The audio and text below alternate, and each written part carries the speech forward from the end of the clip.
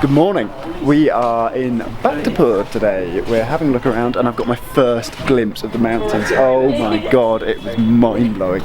Like just to see the snow-covered tops, it was just absolutely incredible. Oh, so happy to be here. I don't really know what this place is, what it's about. I've got my Lonely Planet guide with me though, so as we go through, hopefully we'll be able to give you a bit of information. We've got extra misfits with us today. These two, so they're going to be wandering around and I'll try and get them involved at some point. Let's go for an explore.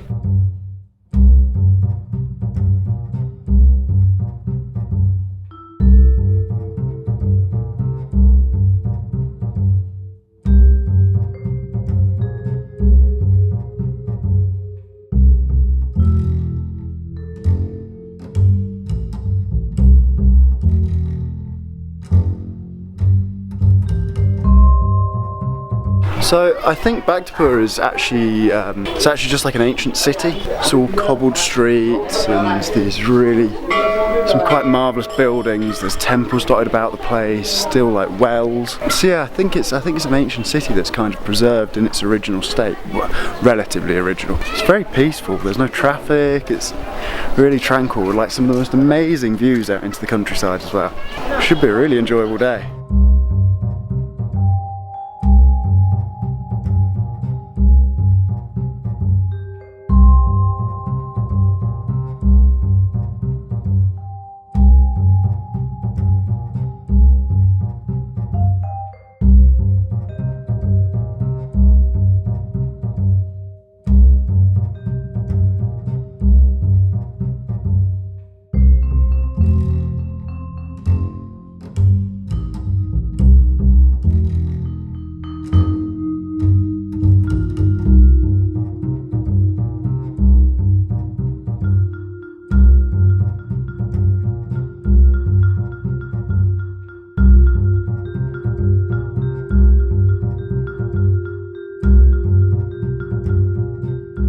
We are heading down towards Pottery Square. Hopefully we're going to grab a bite to eat there because once again I am hungry. And yeah, the street's it's quite cute.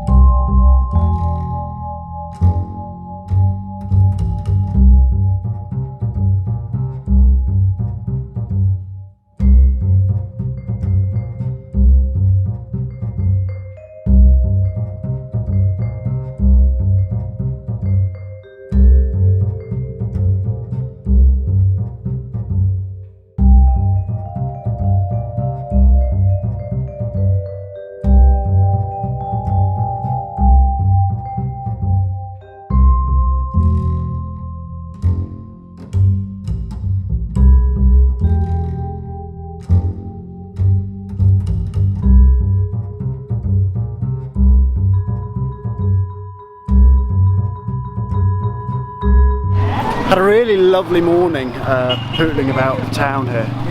However, it has now reached lunchtime and we're struggling to find somewhere reasonable and good to eat. As soon as we find somewhere, I'll let you know. I am so ready for lunch now. I'm always ready for lunch though, so that's no change. Alright, so lunch is over. I really enjoyed it in there, it was nice. Nice vibe, nice food. Did you enjoy it? Yeah! Good food. It was very good. They'll get there, I promise. Are we going to go for a little wander around and then back to Kathmandu, or?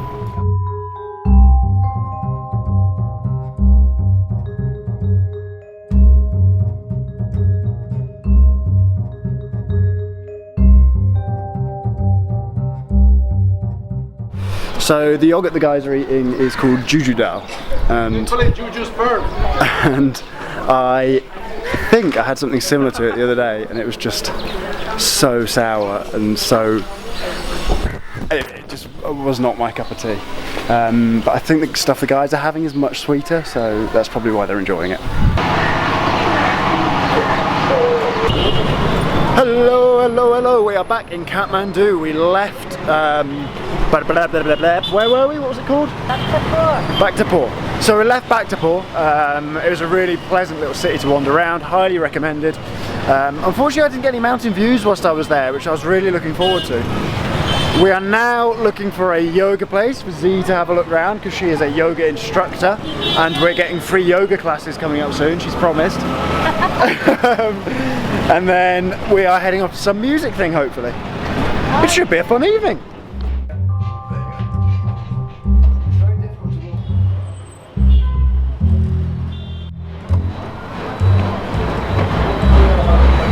Was it what you wanted? There's Was it what nobody. you wanted? Yeah? There's nobody. Nobody here. So I think the general consensus for that was no one was there and so therefore it's rubbish.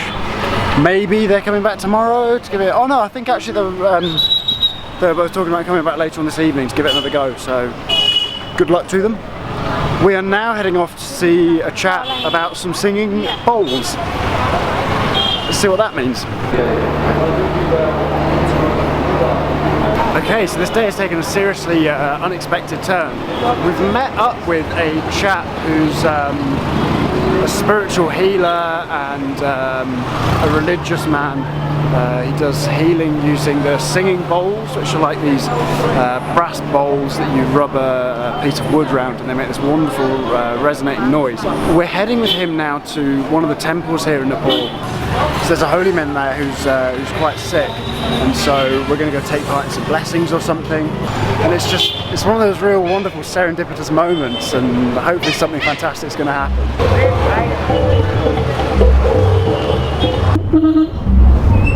So do you Mohan What's nice to meet you. It's like, you know, although it's not that we are trying to cheat someone.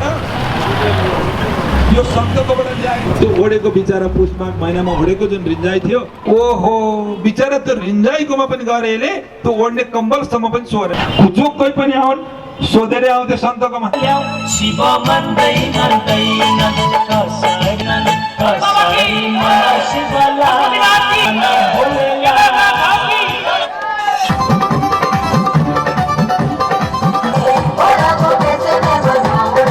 Krish is going to kindly explain the dancing and the singing in there. What's that? The dancing and the singing. Oh yeah, I think they were discussing Lord Shiva. So it was a little they called it a discourse on Lord Shiva. So that little segment was them, I don't know, praising Lord Shiva through playing his music and then dancing to it. Okay. It was really energetic, it was quite good fun. We're now just out at some fruit stores, we're buying some fruit for the Baba. We really like to get some mangoes and some pomegranates. I bought some, Krish and I bought some bananas, and now I think we're looking at coconuts. We've got a couple of bits and bobs that we've managed to pull together.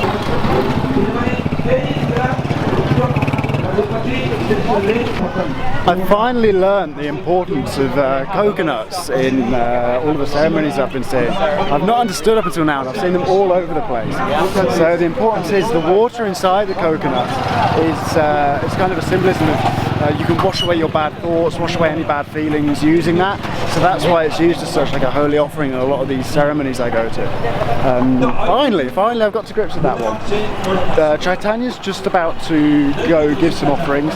We're not going to be able to go into the temple, no foreigners are allowed in there, but hopefully we're going to get to see some of the other bits and bobs he does. He's going to do a ceremony with his students as well, and yeah, it all sounds like a really interesting, quite wonderful experience.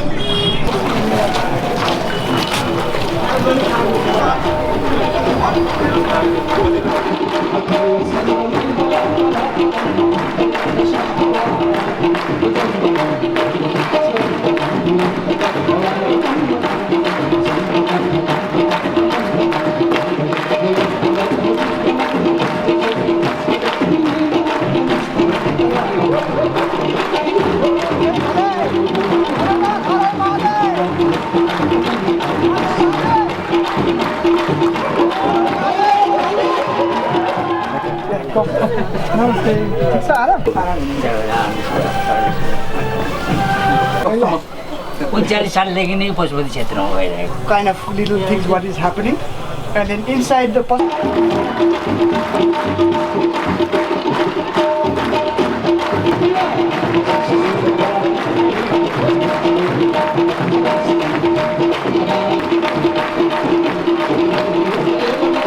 The ceremony from over the river a little while ago now, that was a ceremony for Shiva, but it was also a ceremony for all of the souls who have been burnt along the banks of the river throughout the day. So it happens every day, and every day they have this ceremony for them to ask Shiva to perhaps give them a path, to show them the way, as Shiva is the destroyer, the Lord of Death. After that we went and visited a hospice just behind the river, did a couple of prayers for some of the patients there. It's a very different attitude to death here, and it's from like my perspective and from my quite Western view of things, it's incredible to see it. People come here because it's a holy place and they fear death less when they're here. And so now we're going to head back to the Baba. The Baba's been here for like 16 years, and the whole time he's been here, he's been lighting the fires in the temple, and the fires to bring purity to the environment and stuff. He's sacrificed himself in a way though, because through lighting the fires every day, he's now reached a point where he's actually got bronchitis because of the smoke inhalation, and every day he's done this, and every day he's done the ceremony, and now as a result of that, where we saw him earlier, that area's kind of been donated to him so he can stay in there for the rest of his days.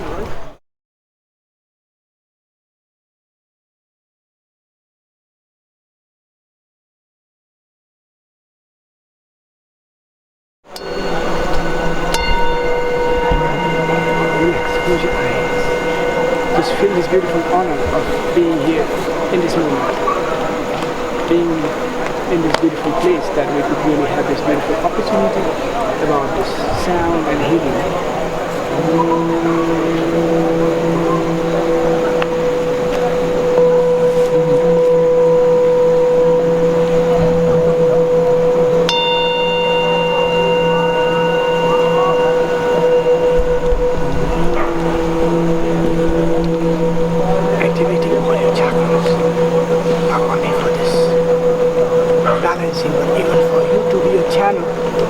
Everyone, so that you can help people all around the world, wherever you go, wherever you travel. The motive of life, to understand and to explore yourself with this beautiful sound into yourself. To activate all your chakras and balance yourself.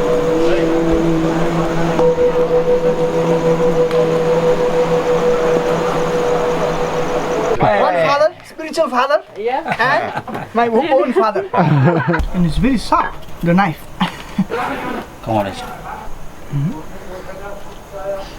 Yeah, so they will drop you in the tunnel.